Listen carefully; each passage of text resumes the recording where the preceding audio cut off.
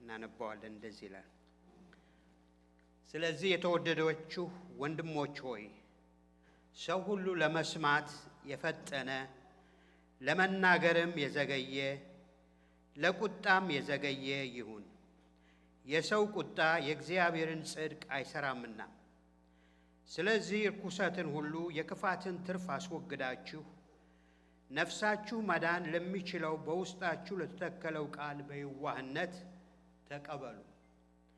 ቃሉን የምታደርጉ ሁኑ እንጂ ራሳችሁን እያሳታችሁ የምትሰሙ ብቻ አትሁኑ። ቃሉን የሚሰማ የማያደርገው ቢኖር የተፈጥሮ ፊቱን በመስታወት የሚያይ ሰው ይመስላል። ራሱን አይቶ ይሄዳል፣ ወዲያውኑ ምን እንደሆነ ይረሳል። ነገር ግን ነፃ የሚያወጣውን ፍጹም ሕግ ተመልክቶ የሚጸናበት ስራንም የሚሰራበት እንጂ ሰምቶ የማይረሳ ያልሆነ በስራው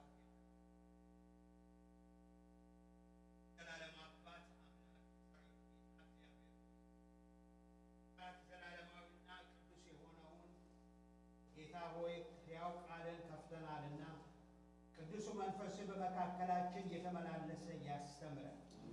ጌታ ሆይ በእውነት ልጆችሽ ከእግዚአብሔር የተማሩ ይሆናሉ፣ የልጆችሽ ሰላም ይበዛል ብለናል።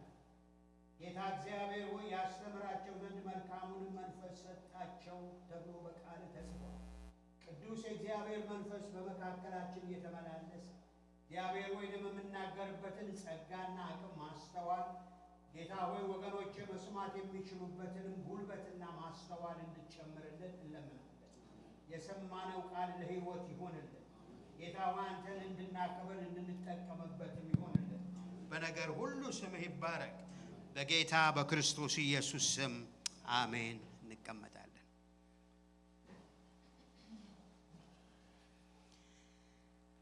እግዚአብሔር የተባረከ ይሁን። ዛሬ የምንመለከተው ከዚህ ከቁጥር 19 እስከ 25 ያለውን ይሆናል። እንግዲህ እግዚአብሔር ረዳኛል። ይህን መጨረስ ከቻልኩኝ ግን የምንችለውን ያህል እንሄዳለን። ዛሬ የምንመለከተው እግዚአብሔርን ሰምቶ በመታዘዝ ውስጥ ወይም በዛ ውስጥ ስለማደግ ጉዳይ ነው። ባለፈው ጊዜ እንዳየነው ቁጥር 18 ላይ እሱ ራሱ ጌታ ለፍጥረት በኩራት እንድንሆን በቅዱስ ቃሉ አስቦ ወለደን የሚለውን ሐሳብ በጣም በሰፊው አይተናል። እንደውም አንዱን ሙሉ የወሰድነው በእሱ ላይ ነው። ለዛ ለከበረ ነገር በቃሉ አስቦ ወለደን ይላል። ግን መወለድ ብቻ አይደለም፣ እንደገናም ደግሞ ማደግ እንደሚያስፈልግ የእግዚአብሔር ቃል ይናገራል። አሁን ባነበብኩት ከዚህ ከ19 ጀምሮ እስከ 25 ድረስ ያዕቆብ በጣም ተከታታይ የሆነ ሐሳቡን በቃ ዋን አፍተር ዘ አዘር እንዲህ ሲያስቀምጠው ነው የምናየው። ቁጥር 18 ላይ በቃሉ ተወለዳችሁ ይላል። ቁጥር 19ና 20 ቃሉን ስሙ ይላል። ቁጥር 21 ላይ ቃሉን ተቀበሉ። ከቁጥር 22 እስከ 23 ቃሉን ደግሞ አድርጉ።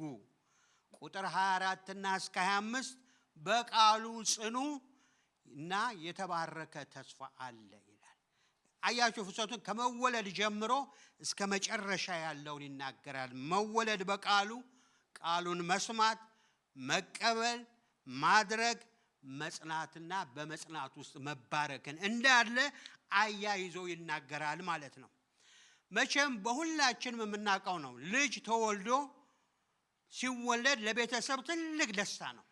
ለቤተሰብ ትልቅ ሐሴት ነው፣ እልልታ ነው። ግን ልጅ መወለዱ ብቻ አይደለም። ከተወለደ በኋላ ያ ልጅ ደግሞ ጊዜውን ጠብቆ እንደ ፕሮግሬሱ እያደገ እንዲሄድ ሁላችን ኤክስፔክት እናደርጋለን። ተወልዶ ልጅ ግን እንደሚገባ ካላደገ ለቤተሰብ ታላቅ የሆነ ስብራት ነው፣ ሐዘን ነው። በእውነት በጣም በጣም ከባድ ሸክም ነው የሚሆነው። ስለዚህ መወለድ የአንድ ቅጽበታዊ ጉዳይ ነው። ማደግ ግን ስንመለከተው የረጅም ጉዳይ ፕሮሰስ እንደሆነ እናያለን። ቁጥር 18 ላይ የበኩር አይነት እንድንሆን በቃሉ ወለደን አንድ ነገር ነው። ከ19 ጀምሮ እስከ 20 ምናምን ድረስ በሙሉ ያለው ፕሮሰስ በሙሉ 6-7 ቁጥር በሙሉ የሚያወራው ስለምንድን ነው? በቃሉ ውስጥ ስለማደግ ጉዳይ ነው። አያችሁ፣ ተወልዶ ካላደገ በእውነት መልካም ነገር አይደለም። ስለዚህ በቃሉ እንድናደግ እግዚአብሔር በጣም ያዕቆብ ይሄንንም ይነግረናል። ቁጥር 19 ላይ እንግዲህ የተወደዳችሁ ወንድሞች ሆይ ሰው ሁሉ ለመስማት የፈጠነ ለመናገር የዘገየ ለቁጣ የዘገየ ይሁን ይላል።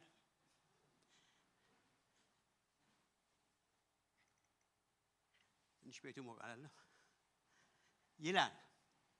ስለዚህ ሰው ሁሉ ለመስማት የፈጠነ ለመናገር ደግሞ የዘገየ ለቁጣ ደግሞ የዘገየ ለመናገር የዘገየ ለቁጣም የዘገየ ይሁን ይላል።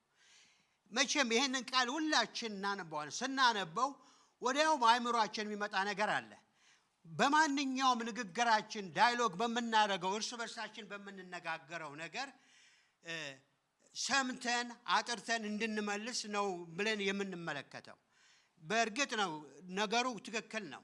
እግዚአብሔርም ደግሞ እውነት ነው። ሁለት ጆሮ አንድ አፍ የሰጠን ምንድነው? ከመናገራችን በፊት ሁለት ጆሮ ሰጥቶናልና ሰምተን በደንብ አሰላስለን እንድንመልስ ነው። አያችሁ፣ አጥርተን መስማት አለብን። አጥርተን ከሰማን በኋላ ግን እንናገራለን ማለት ነው። የመናገር መዘግየት ነው። መስማት ግን መፍጠን ይጠይቃል። በቃ እና ያንን ነው የሚናገረው። ግን ይሄ በየዕለቱ ኮንቨርሴሽን የምናደርገው ሊሆን ይችላል። ግን እዚህ ላይ ያዕቆብ አጠንክሮ የሚናገረው እርስ በርሳችን ስለምናደርገው ዳያሎግ ሳይሆን ከእግዚአብሔር ቃል ጋር ባለን ግንኙነት ነው። ምክንያቱም አመጣጡ ስለ ቃሉ ነው የሚናገረው እና ከእግዚአብሔር ቃል ጋር ያለን ግንኙነት ምን እንደሚመስል ነው የሚያሳየን። አያችሁ። ስለዚህ ቃሉን ምን በሉ ስሙ። የተወለድነው በምንድን ነው? በቃሉ ነው። የምናድገውም ደግሞ በቃሉ ነውና ቃሉን ስሙ ይላል። ወገኖቼ መቼም ብዙ ላይ ገባን ይችላል እንጂ ሰው በጣም ልዩ ፍጥረት ነው። እግዚአብሔር ሲፈጥረን ሰው በጣም የከፍተኛ የመጨረሻው የእጆቹ ስራ አድርጎ የሰራው ሰው ነው። ሰው ታውቃላችሁ የሁለት ዓለም ተካፋይ ነው። በዚህ ምድር ላይ ሰው በስጋ እንኖራለን። እንደገና ደግሞ በመንፈሳችን ሰማያዊ ነገር እግዚአብሔር በውስጣችን አስቀምጧል። ሰው የሁለት ዓለም ወይም የሁለት እንትን ፓርት ማድረግ የሚችል ሰው ብቻ ነው በዚህ ምድር ላይ አያችሁ። ስለዚህ ሰውን እግዚአብሔር ምን አደረገው ነው ማለት ከምድር አፈር አበጀው። ከፍር አበጀ። እንደገናም ደግሞ ማበጀት ብቻ አይደለም ሕያው የሆነውን የራሱን እስትንፋስ አደረገ። ስለዚህ ሰው ምድራዊም ነው። at the same time ሰው ደግሞ ምንድነው? ሰማያዊውን ማሰብ የሚችል ብቻ ነው። ሰው ብቻ ነው። መላእክትን ውሰዷቸው። መላእክት ምንድናቸው? ግኝታቸው ማንነታቸው መንፈስ ናቸው፣ ስፒሪት ናቸው። ከምድር ምንም ጉዳይ የላቸው። እንስሳትን ውሰዱ። የት ነው ግኝታቸው? እዚህ ምድር ላይ ነው። የሚያውቁትም እዚሁ ምድር ነው። ሰው ግን በሁለት ዓለም ውስጥ የሚኖር የእግዚአብሔር ከፍ ያለ ልዩ የሆነ ፍጥረት አድርጎ የሰራው ሰውን ነው። ለዚህ ነው በዘፍጥረት 2:7 ላይ ካፈጣጠራችን ከስራችን እግዚአብሔር አምላክ ሰውን ከምድር አፈር አበጀው። ከዚህ ሰራን። እንደገና ያ ብቻ አይደለም፣ በአፍንጫውም የሕይወትን እስትንፋስ እፍ አለበት፣ ሰውም ሕያው ሆነ። ተመልከቱ። ስለዚህ እዚህ ከምድር ነን፣ እንደገናም ደግሞ ከሰማይ ከሆነው ከእግዚአብሔር ማንነት የእሱን እስትንፋስ በውስጣችን አድርጓል። ኦንሊ ማን ነው? ሰው ብቻ ነው። መላእክትም አይደለም፣ እንስሳም አይደለም። ሰው ግን የእጁ የመጨረሻ ከፍ ያለው ስፔሻል የሆነ ስራው አድርጎ እግዚአብሔር አደረገው። ይሄን ለማሳየት ነው ጌታችን ኢየሱስ ክርስቶስ ወደ ምድር ከመጣ በኋላ ያገለገለ ልክ በመጨረሻው ዓመት ላይ በዲያብሎስ ተፈተነ ይላል እና ዲያብሎስ መንፈስ ቅዱስ ነርቶት ወደ ተራራው ወሰደው እና 40 ቀን ከጾመና ከጸለየ በኋላ ምን አደረገ ይላል? ተራበ ይላል። የተራበው ምኑ ነው? በእርግጥ ይሄ ስጋው ነው የተባረው አይደለም እንዴ? ስጋው ነው የተራበው፣ መንፈሱ አይደለም። ግን ተራበ። በዚያ በተራበበት ጊዜ ዲያብሎስ መጣና ምን አለው? ድንጋዩን አሳየውና ይሄንን ድንጋይ ምን አድርገው? ዳቦ አድርገው አለው። የሰይጣን ዓላማ ምንድነው? በስጋው በኩል ሄዶ ከፍ ያለው ማንነቱን መለኮት ማለት ደግሞ በመንፈስ የሆነውን ያንን አታክ ለማድረግ ነው። ግን እሱ ምን አለው? ሰው በምን አይኖርም? በእንጀራ ብቻ አይኖርም፣ በእግዚአብሔርም ቃል ነው። ስለዚህ ሰው ከምንድነው? ከሰማይ የሆነው ምግብ ይበላል። ሰው ከምድር የሆነው ምግብ ይበላል። ሙሉ ማለት ምን ማለት ነው? ይሄ ነው። አንዱ ያለ አንዱ ልንኖር አንችልም ፈጽመን። ሰው በዚህ መልክ ነው እግዚአብሔር አድርጎ የሰራን። ሰው የሚያድገው ደግሞ በተወለደበት ነው። ያችሁ ስለዚህ እግዚአብሔር አምላክ ከምድር አፈር አበጅቶናል። እንበላለን፣ እንጠጣለን። ምክንያቱም ግድ ነው። ምክንያቱም የተወለድነው ከምንድን ነው? የተሰራነው ከምንድን ነው? ግኝታችን ከምንድን ነው? በሰውነታችን ከዚህ ነው፣ ከአፈር ነው። ከአፈር የተገኘው ሁሉ እንበላለን። በሱ ነው የምንንቀሳቀሰው። መጨረሻም ደግሞ ሲጨርስ እኛም ደግሞ ተመልሰን ወደዚያው እንሄዳለን። ከአፈር የተገኘውን እንበላለን እና ምን ያህል ለዚህ ምድራዊ ለሆነው ምድራችን ለአፈር ለሆነው ለማንነታችን ኢምፖርታንት ነው። ምንም ጥያቄ የለውም። ምን ያህል ኬር እንደምናደርገው ለውስጣችን ሰው ለሆነው ለመንፈሳችን ምን ያህል ኬር እናደርጋለን። ምክንያቱም እኛ አንድ አይደለንም። በሁለት ዓለም ውስጥ ያደረገንን እግዚአብሔር።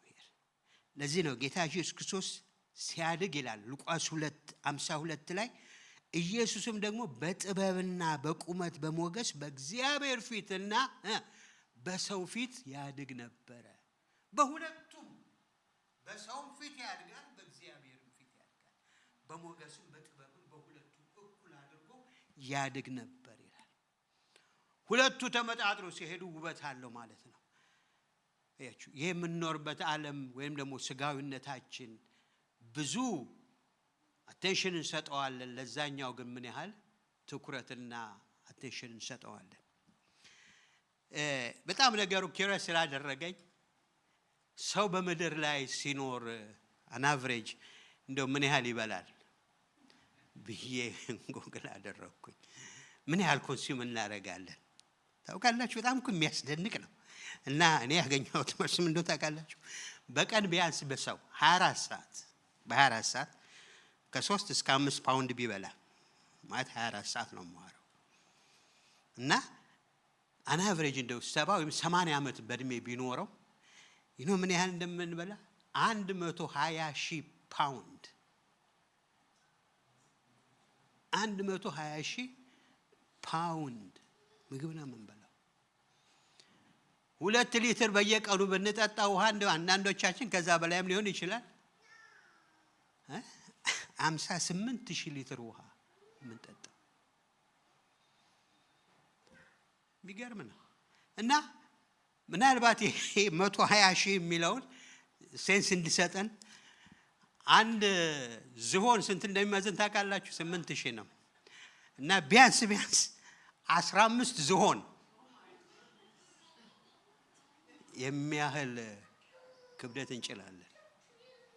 ግን ዘላለማዊና ጥበበኛ የሆነው ጌታ ግን ሲተመልከቱት ያን ሁሉ በልተን እንደዚያ እንዳንሆን ደግሞ በቀን 2,000 ካሎሪ እንድናቃጥል አድርጎ ወደ 50 ሚሊዮን በድምሩ ቢቆጠር ደግሞ ሚሊዮን እናቃጥላለን። ስለዚህ ትንሽ ሰብሰብ ብለን እንኖራለን። ግን እንበላለን፣ መድኃኒት እንወስዳለን። በጣም እንጠነቀቅ። ትክክል ነው። እግዚአብሔር የሰራን እንደዚህ አድርጎ ነው። ግን ለመንፈሳዊ ነገራችን እንዴት ነው የምንበላው? ለመስማት ፍጠኑ ነው የሚለው። ለምንድን ነው መስማት ያለው? መቼም የእግዚአብሔር ቃል አይበላ እንደ እንጀራ። በምንድን ነው የምንሰማው? በጆሮአችን ነው። በሌላው በምንድን ነው? በማንበባችን ነው። ግን ያዕቆብ ይሄን በሚናገርበት ጊዜ እንዳሁኑ እንዳይመስላችሁ መጽሐፍ የለም። ሁሉ ሰው በምንድን ነው? በማንበብ ነው የሚረዳው። ስለዚህ እኛ ደግሞ የተወለድነው ከየት ነው? ስሬታችን ከምድር ለሆነው ለምድር እንዲሁ ነው። ከሰማይ ለሆነው የተወለድነው በምንድን ነው? በቃሉ ነው። ቃሉ ደግሞ ከበላን ቃሉ ነው የሚያሳድገን። ሌላ ምንም ነገር የለም። ለስጋችን ማደግ እንደሚያስፈልገው ካፈሩ ለሰማያዊ ለሆነው ለተወለድንበት ያ ቃል ነው የሚያሳድገን። ሌላ ነገር የለም። ስለዚህ ጴጥሮስም ለዚህ ነው አንደኛ ጴጥሮስ ምዕራፍ 1:23 ላይ ዳግመኛ የተወለዳችሁት ከማይጠፋው ዘር ነው ይልና ለሕያው ለዘላለም በሚኖር ቃል ይልና ምዕራፍ 2 ቁጥር 1 እና 3 ቀጥሎ ጌታ ቸር መሆኑን ቀምሳችሁት እንደሆነ ለመዳን በእርሱ እንድታርጉ አሁን እንደተወለዱ ሕፃናት የቃሉን ወተት ተመኙ። ተወለዳችሁበት፣ እደጉበት፣ ተመላለሱበት። ቃሉ ነው። ምክንያቱም ሌላ መንገድ የምናድግበት የለም። በተወለድንበት እናድጋለን። ለሰማዩ የተወለድነው በቃሉ ነው፣ በቃሉ እናድጋለን። ለምድሩ በአፈር ነው የተወለድነው፣ የተሰራ ነው አፈሩን ያለውን ያመጣውን ምርት እንበላለን። ይሄ ሲሆን በሰውም በእግዚአብሔርም ፊት እናድጋለን። ስለዚህ ሰው ሁሉ ለመስማት የፈጠነ ይሁን። ቅድም እንዳልኳችሁ ያዕቆብ ለሚጽፍላችሁ ሰዎች የሚያነቡ አይደሉም። አያችሁ፣ ምክንያቱም በመስማት ነው። በዚያን ጊዜ እንደኛ እድለኞች አይደሉም። መጽሐፍ ቅዱስ እንደዚህ ታትሞ በእጃቸው የገባ አይደለም፣ ሊገባም አይችልም። ማተሚያም የለም። በነዝራ ጊዜ ትዝ ይላችኋል፣ ማማው ላይ ቆመው የቀን ሩብ ድረስ ያነቡላቸው። መጽሐፉ ውድ ነው፣ በጣም ጥንቃቄ ነው። ያችን ቆሞ ሲያነቡ ህዝቡ ሩብ ቀን ሰዓት ቆሞ የእግዚአብሔርን ቃል ይሰማል። አቴንቲቭ ሆነው ይሰሙ ነበር። ምክንያቱም እግዚአብሔርን የሚያገኙትና ኮሚዩን የሚያደርጉት በመስማት ብቻ ነው። ማንም እንደኔና እንደናንተ እድለኛ ሆኖ አንድ አይነት ኮፒ ሌላ ሕያው ቃል ሌላ ምናምን ቨርዥን እያለኛ ብዙ መጽሐፍ ቅዱስ ቤታችን እንዳለ እንደዛ አይደለም። ታውቃላችሁ ዛሬ እንኳን የእግዚአብሔር ቃል ሙላት የሌለበት ምድርና ዓለም እንዳለ። ወዮልሽ ኩራዜ፣ ወዮልሽ ቤተሳይዳ፣ ባንቺ በሰዶም የተደረገው ባንቺ ቢደረግ እነሱ ንስሐ ቀድሞ በገቡ ነበር ይላል። ለኛ ብዙ ፕሪቪሌጅ እኮ ተደርጎልናል። ብዙ ነገር በእጃችን አሳልፎ ሰጥቷል። እግዚአብሔር ስም የተባረከ ይሁን። በዓይናችን በፊታችን ሆኖ ቀርቦልናል። ዘዳግም 6 ላይ ምን ይላል? የዚህን ሕግ መጽሐፍ በዓይንህ በእጅህ ላይ በቤት መቃን ላይ በሁሉ ላይ ሰረው ይላል። አይደለም እንዴ? አሁን ስልካችን ላይ አለ፣ ምናችን ላይ አለ፣ ሬዲዮናችን ላይ አለ። ኢትስ ኤቭሪዌር። እግዚአብሔር አትሽር ማስተዋሉን ከሰጠን በዚያ ሁሉ እግዚአብሔር ለኛ ኮሚዩን ማድረግ እግዚአብሔር ይፈልጋል። ግን በምንድን ነው? በመስማት ነው። ለነሱ መስማት ነው። ለዚህ ነው ጌታችን ኢየሱስ ክርስቶስም ትዝ ይላችኋል ሲያስተምር በማቴዎስ 7 እስከ 8 እስከ ማቴዎስ 5 እስከ 7 የተራራው ስብከት ወደ ከፍታ ስፍራ ላይ ወጣና ተቀመጠ ይላል። ከዚያ በኋላ ማስተማር ጀመረ። ሲያስተምር ህዝቡ ምን ያደርጉ ነበር? ይሰሙ ነበር። እሱ ምን ይላችኋል የሚያስተላችሁ? እኔ ግን እላችኋለሁ እናንተ ደግሞ እንደተባለ ሰምታችኋል። በቃ የቃል እኮ ነው። ሰምታችኋል። እኔም እላችኋለሁ እናንተ ደግሞ እንደተባለ ምን ብላችኋል? ሰምታችኋል እያለ ነው የሚያስተምራቸው። አንዳንድ ጊዜ ብቻ ነው ወደ ፈሪሳውያንና ጸሐፊያን ጋር ሲሄድ እንዲህ ተብሎ ተጽፏል አላነበባችሁም? እነሱ ጋር ነው መጽሐፉ ያለው፣ ሌላ ጋር የለም። ምክንያቱም ስኬር ነው፣ በጣም ትንሽ ነው። ታውቃላችሁ በዚህ ሳምንት ባለፈው ጊዜ ወንድማችን ዶክተር ግርማ እዚህ መጥቶ የነበረ ጊዜ በኢትዮጵያ መጽሐፍ ቅዱስ ባይብል በጣም ገረመኝ። አሁንም እየገረመኝ ነው። ታትሞ የሚገባው በአመት 700,000 ኮፒ ብቻ ነው አለ። ተመልከቱ፣ ለ100 ምናምን ህዝብ ሚሊዮን ህዝብ 700 ምናምን ሺህ ኮፒ ማለት ምን ማለት ነው? ከዛ በላይ እንኳን ልናስገባት ነው ታክስ ስላለው አቅም የለም ማለት። ስለዚህ ሰምታችኋል ነው የሚላቸው። እና ያዕቆብ ምንድነው የሚለው? ለመስማት ምን ሆኑ? ፈጣኖች ሁኑ። ስሙ፣ የፈጠነ ነገር ይኖራችሁ። ስትሰሙ ደግሞ በፍጥነት ካዥዋል ሳትሆኑ በማስተዋል። መቼም ምግብን ምን ያጣፍጠዋል ቢባል ምንድን ነው የሚባለው? ረሃብ ነው አይደል? አይደለም እንዴ? ልክ ነው አይደል? ልክ ነኝ። ምግብን ምን ያጣፍጠዋል? ቅቤም አይመስለኝም። የራበው ሰው ጥርቅ አድርጎ ይበላል። ከዛ በኋላ ነው መጠርጠር የሚጀምረው። ስለዚህ ለመስማት ምን በሉ? ፍጠኑ፣ ተራቡ። መክብብ 5 ላይ ወደ እግዚአብሔር ቤት በገባህ ጊዜ እግርህን ጠብቅ። መስዋዕት ምንድነው? መስዋዕት ከሰነፎች መስማት ከሰነፎች መስዋዕት ይበልጣል ይላል። እግዚአብሔር ስንሰማው በጣም ደስ ይለዋል። እርግጥ ነው በዚህ ዘመን መስማት ብቻ አይደለም፣ ቁጭ ብለን ቃሉን ለመንፈሳችን ስናጠና ስናሰላስለው እግዚአብሔር ደስ ይለዋል። እግዚአብሔር በመስማት ውስጥ ያለው መስዋዕት ይቀበለዋል። በአንደኛ ሳሙኤል 15 ይላችኋል። ሳሙኤል ምን አለው? በእውኑ እግዚአብሔር ቃል በመስማት ደስ እንደሚለው እግዚአብሔር በሚቃጠል በሚታረድ መስዋዕት ደስ ይለዋል። እነሆ መታዘዝ ከመስዋዕት ማድመጥ ከአውራ በግ ስብ ከማቅረብ ይበልጣል። ስማ፣ እግዚአብሔር የሚሰማውን ይወዳል። ስለዚህ ለመስማት ምን በሉ? ፈጣኖች ሁኑ። እግዚአብሔር እንድንሰማው አቅም ይስጠን። እግዚአብሔርን መስማት አስፈላጊ ነው። አፕታይታችን እሱን የሚር መንፈስ በውስጣችን እግዚአብሔር ያደርገልን። አያችሁ። ስለዚህ ያዕቆብ ሲናገር ስሙ ይላል።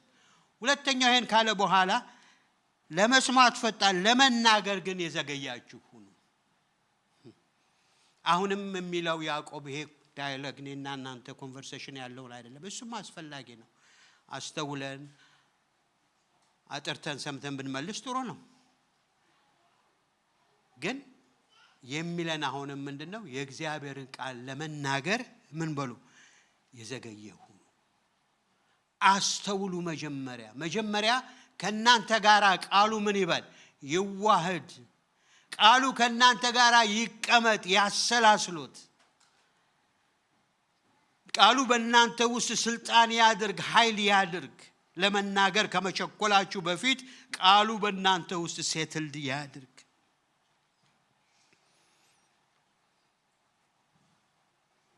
ያ ቃል ካልሆነ አስቸጋሪ ነው። አንድ ጊዜ ዳላስ ሄጄ እና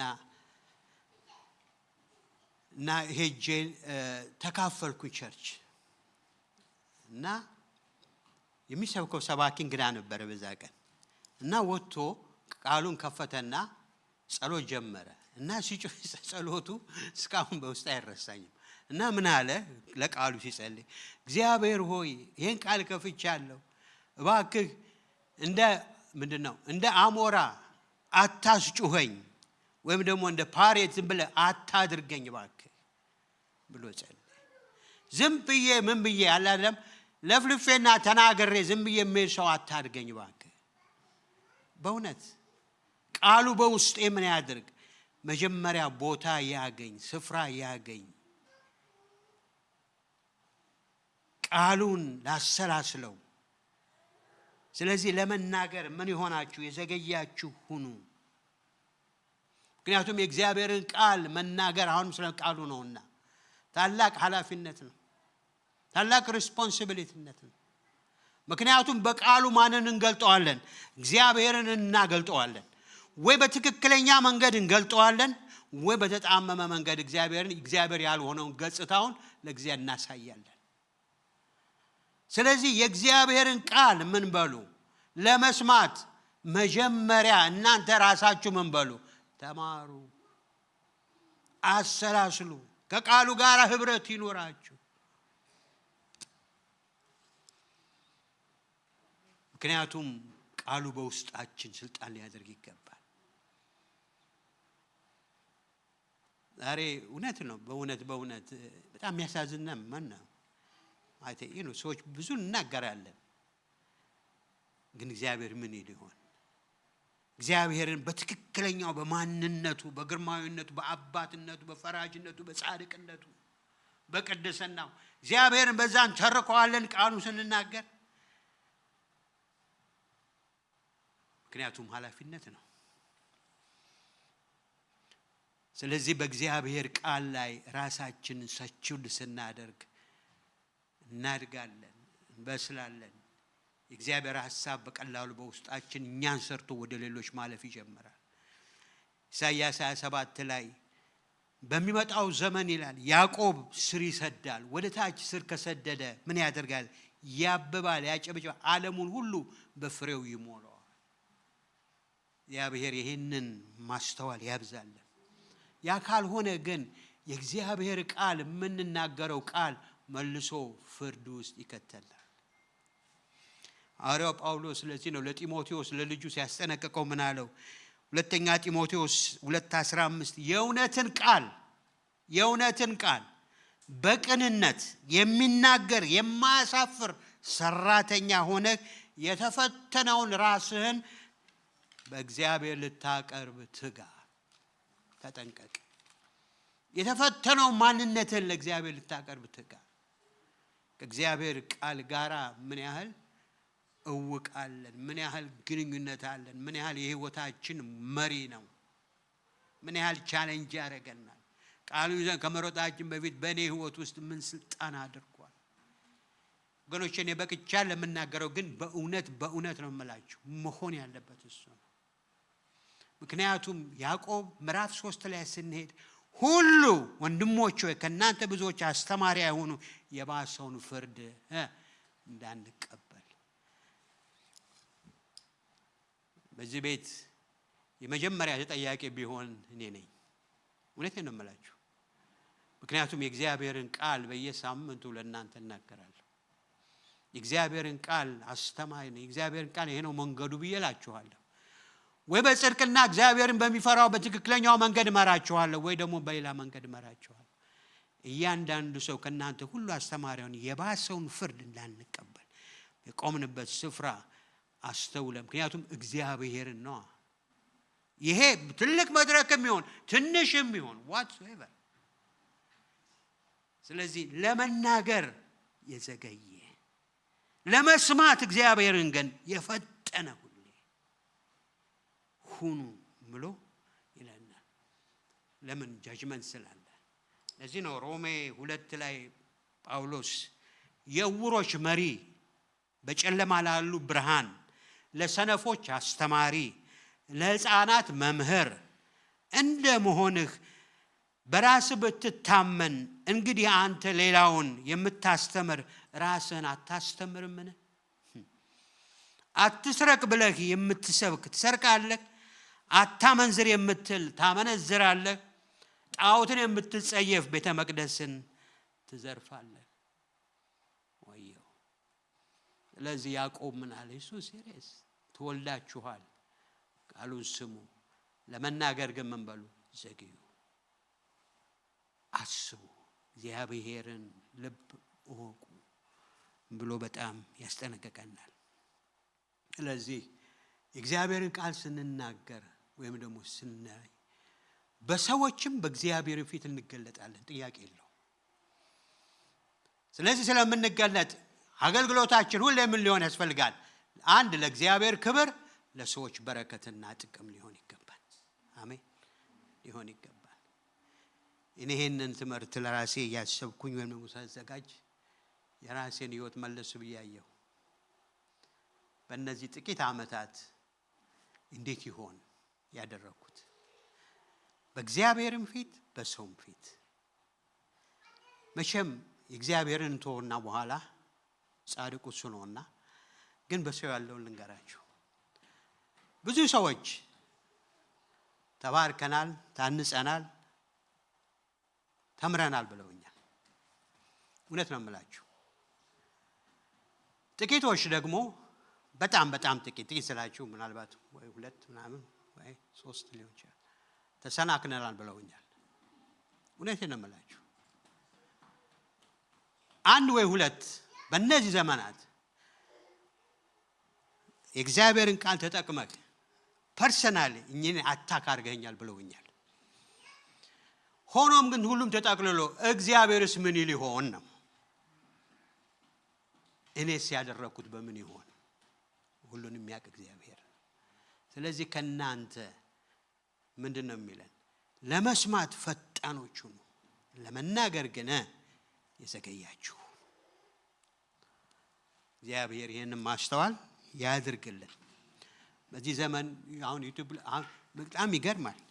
በቅርብ ጊዜ እኔ እንኳን በጣም ብዙ እንደ ዩቲዩብ አልሰማም። በተለይ ክርክር ያለበት ነገር አልሰማም በእውነት በጣም። ምክንያቱም ሶ ዲፊካልት እና ምንም አይ አቮይድ በብዙ ነገር። ግን ነበረ እና መንፈስ ቅዱስ ስጦታ አለ በዚህ ዘመን። መንፈስ ቅዱስ ስጦታ በዚህ ዘመን ቆሟል። እንዴት የጦፈ ክርክር ሆኖ በቃ እና ሰዎች ያንን ሰምተው ነው ምን ኦፒኒየን አለ ብለው እንዲሁ አንድን ስናወራ እንዴት ነው እዛ ውስጥ የምንገባው? እና ሁሉም የራሱ የተረዳውን ይዞ እንሮጣለን።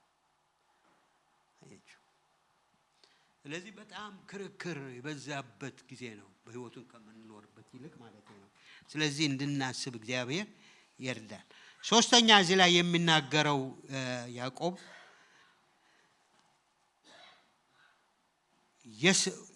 የሰው ቁጣ የእግዚአብሔርን ጽድቅ አይሰራም ይላል። አያችሁ የሚለን ምንድነው? ስሙ፣ ለመናገር ዘግዩ፣ እንደገናም ደግሞ ለመቆጣት የዘገያችሁ ሁኑ። የሰው ቁጣ የእግዚአብሔርን ቤት አይሰራም። መቼም መቆጣት ሁላችን ኤክስፒሪየንስ የምናደርገው ነገር ነው እና የምንቆጣው ለምንድን ነው? በውስጣችን የተለያየ አይነት ስሜቶች ይመጣሉ። አይችሁ እዚህ ላይ የሚናገረው የእግዚአብሔር ቁጣ አይደለም። የእግዚአብሔር ቁጣ ጌታ ኢየሱስ ክርስቶስ ዮሐንስ ወንጌል ምዕራፍ 2 ላይ ትዝ ይላችኋል። ጅራፍ ይዞ ቤተ መቅደስ ገብቶ ቤቱን አጽድቷል፣ ተቆጥቷል። ግን የእግዚአብሔር ቁጣ የሚቀድስ ነው። የእግዚአብሔር ቁጣ የሚያንጽ ነው። የእግዚአብሔር ቁጣ ገደብም አለው። የሰው ቁጣ ግን እንደሱ አይደለም።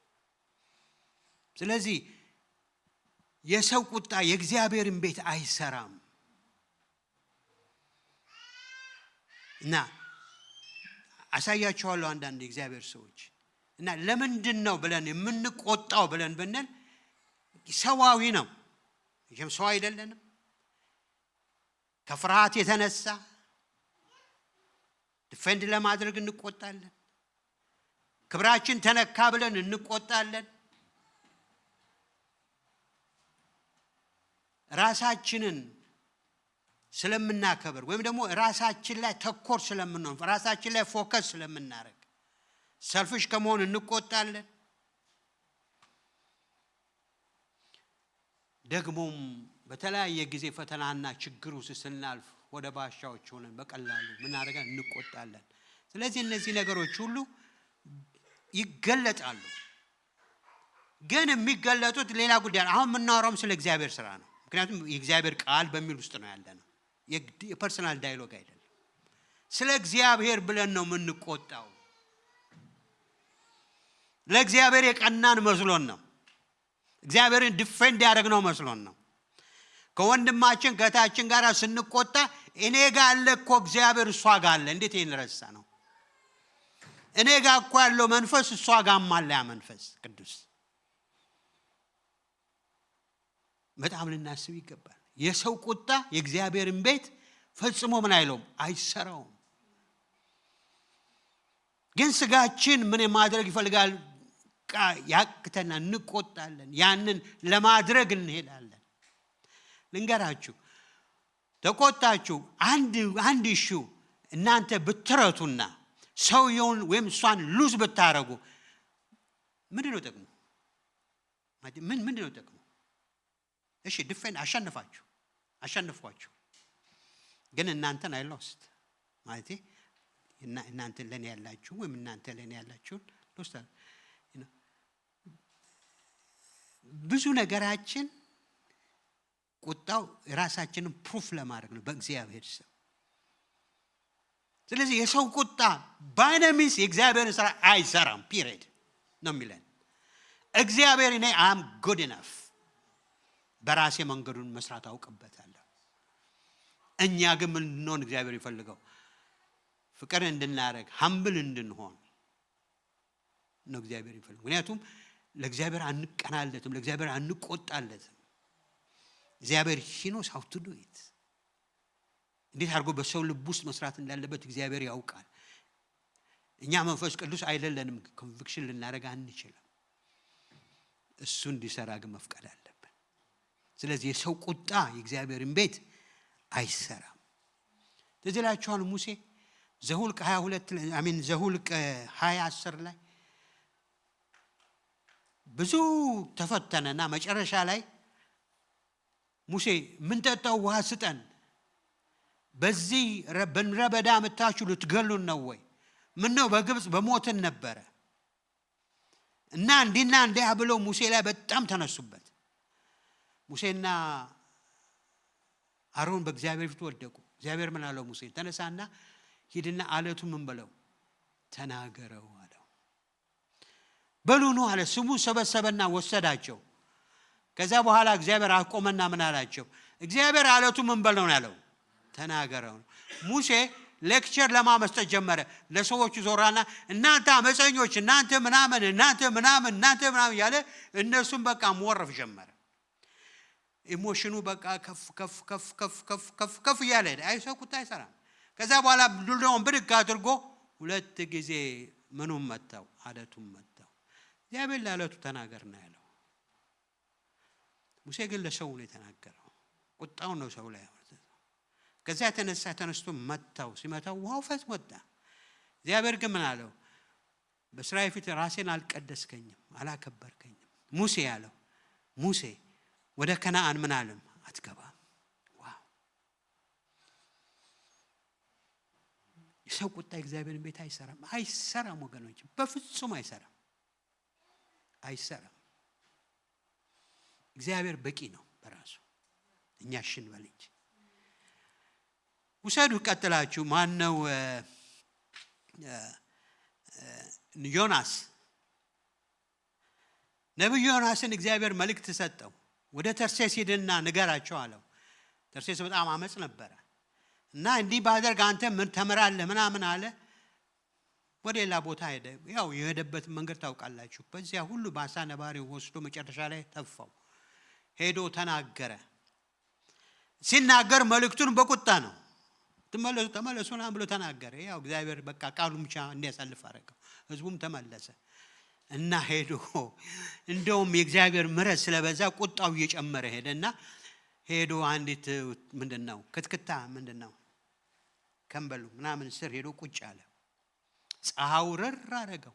እግዚአብሔር ወዲያውኑ ታምር ሰራና በቀለና ጥላ ሆነችለት ይላል። አረፈ ከጥላው። ግን እግዚአብሔር መልሶ ደግሞ ያችኑ ከስም አረጋት። ፀሐዩ ደግሞ መጥቶ ከስም አረገው እሱ። አሁንም በእግዚአብሔር ላይ ተቆጣ። እንዴት ታረጋለህ አለው። መሆኑ በእኔ ላይ ተቆጣ ይገባሃል? ወገኖቼ ዮናስ የከፈለው ዋጋ ቀላል አይደለም። አሳ ነባሪው ሆድ መግባት ቀላል አይደለም። ብዙ ፕራይስ ከፍሏል። ማስፈልግ ዋጋ እንከፍላለን። እግዚአብሔርን ያደረግን መስሎ ግን እንድንቆጣ እግዚአብሔር ጽሙ አይፈልግም። ኤልያስን ውሰዱ። ኤልያስን ምን አደረገ? እግዚአብሔር ብዙ ተጠቅሞበታል። ግን ያው ፍርሃት መጣበት። ስንፈራ አይደለም የምንቆጣው፣ ዲፌንድ የምናደርገው አንዳንዴ እና ነገ እንዲህ ባላደርግ ስትለው ወደ ምድረ በዳ ሄደና ተቀመጠ። ከዚያ በኋላ ግን የሱን ሐሳብ ሮሜ ላይ ጳውሎስ ይናገራል። ምዕራፍ 11 ላይ በእግዚአብሔር ፊት ምን አለ? እኔ ብቻ ነኝ የቀረሁት። ሁሉ ምንድነው?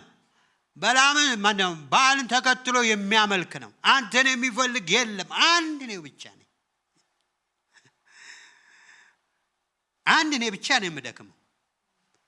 አንድ እኔ ብቻ ነኝ። አረ እግዚአብሔር አንተ ማታቃቸው በጣም ብዙ አሉ፣ በጓዳ አሉ። እና መጨረሻ ላይ ማለት አንተ የማታቃቸው ሌሎች 7000 አሉ። ልትቆጣ ይገባል ብሎ ጳውሎስ ሲናገር እስራኤልን በእግዚአብሔር ፊት ይከስ ነበረ። እንከሳለን እኮ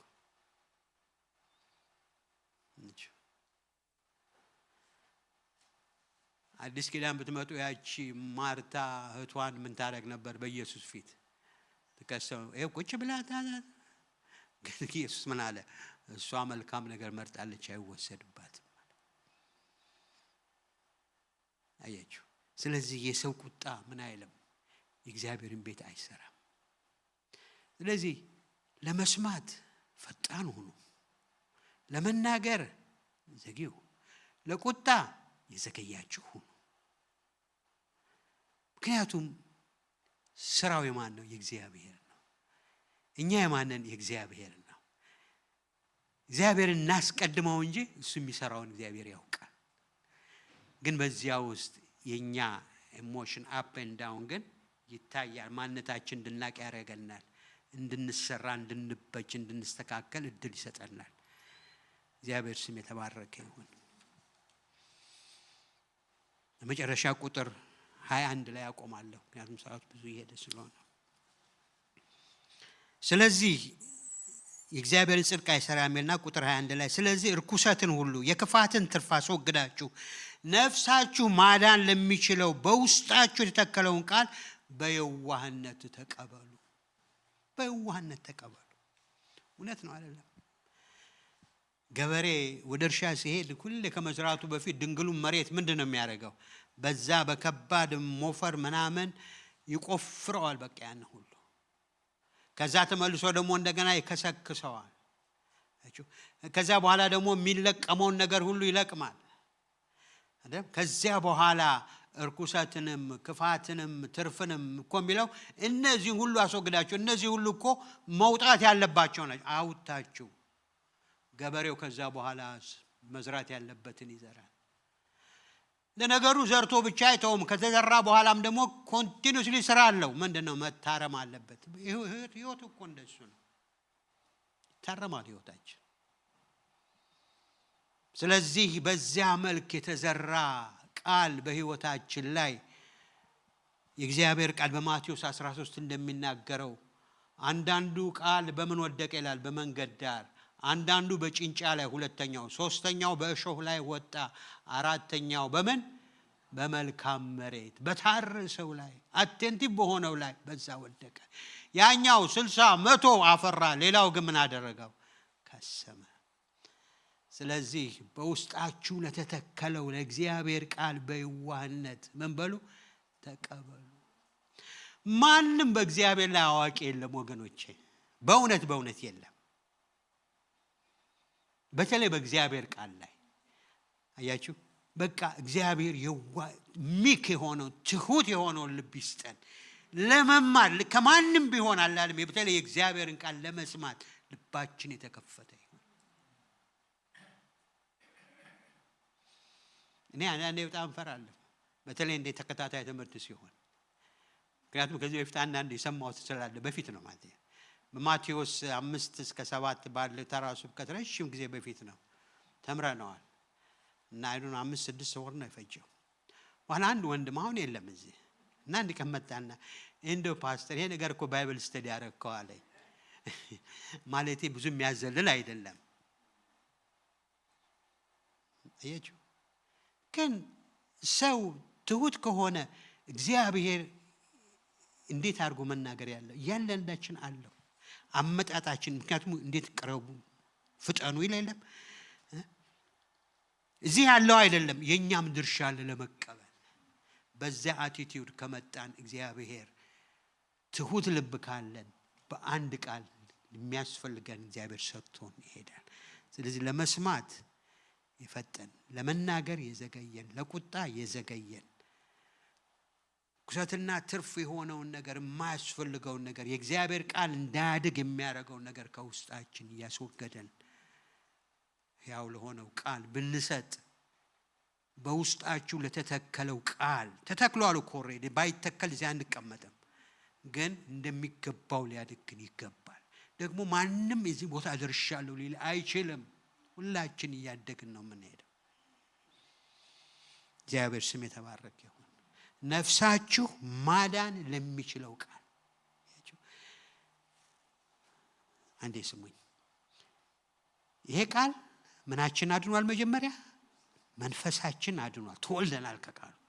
ነፍሳችንን ደግሞ ሁሌ ያድናታል። የዳናል ለምንድነው? የዳን እኮ ነው ምንድነው? ከኃጢአት ፍርድ ድነናል። ከኃጢአት ሞት ድነናል። ግን ከኃጢአት ጉልበትና አቅም በእኛ ላይ የሚሰለጥነው ነገር ላይ ይሄ ቃል ግን ድል እየሰጠን ነፍሳችሁ ማዳን ለሚችለው ቃል እየለወጠን ድል እየሰጠን ቪክቶሪ ይሄው ቃል ውስጣችን ይሰራል። እግዚአብሔር ስም የተባረከ ይሁን። አንድ ጊዜ አንድ ሰው ምን አለ? ኃጢአት ከእግዚአብሔር ቃል ያርቀናል። ኃጢአት ከእግዚአብሔር ቃል ያርቀናል። የእግዚአብሔር ቃል ደግሞ ከኃጢአት ያርቀናል። የትኛው ነው የኛ? ስለዚህ ቃሉን ዘንድ እሱ ራሱ ያርቀናል። ስንተው ቸል ስንል ደግሞ ይሄን ቃል ከኛ ያርቅና እሱ ዘመድ ይሆነናል። ስለዚህ እግዚአብሔር እንድንሰማው እግዚአብሔር ጸጋ ይስጠን። ቆመን ጸልያለን።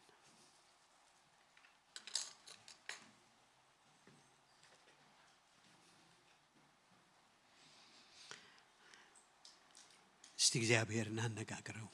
ጌታ ሆይ ስለ ቃልህ ስምህ የተባረከ ይሁን። ቃልህ በሕይወቴ ላይ ስልጣን ያድርግን በለው። ቃልህ በሕይወቴ ላይ ይስራ ነው በለው።